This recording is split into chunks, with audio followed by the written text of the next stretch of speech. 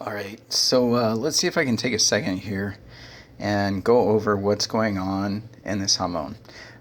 It's just a quick etch. Throw it in the acid and rub it down real fast so that you can see the line and see what's going on in the line.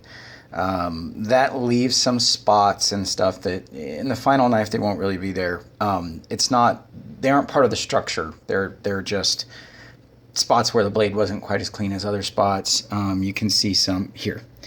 Like right here, that right there, all this little stuff right in there, that's not in the blade. That's just in the acid. See it in there? That's not in the microstructure. It's just uneven etching. You start to get up into the hamon itself, and you can start to see all these differences in color. Those hanging lines and the double line in multiple places. See it here? There's a double line. Here there's a double line. Here there's a double line. Up here there's a double line. Those are all in the hamon. That is not acid. I've scrubbed it down and re-etched it, and they come back to the same place every time. This in here is gorgeous. Absolutely gorgeous. And this is just a quick horizontal 600 grit. But like see in here, see like these spots? That's not part of the blade. That's just where the etch didn't take 100%. And I know that because I've cleaned it up and then re-etched it, and they come back in different spots. It's this activity in here, that's permanent. This activity in here, even back into here, all these double lines in here are permanent. Now, this is where it gets really cool. Hopefully I didn't mess this side up too much.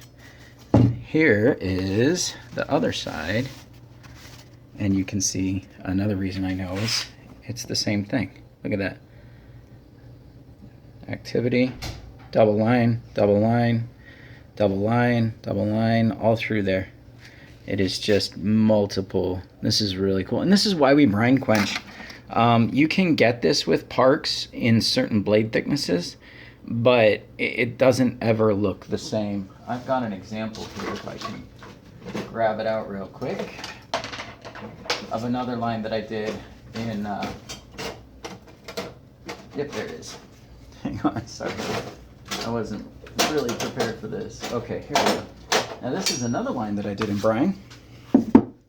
This was a long time ago. See that?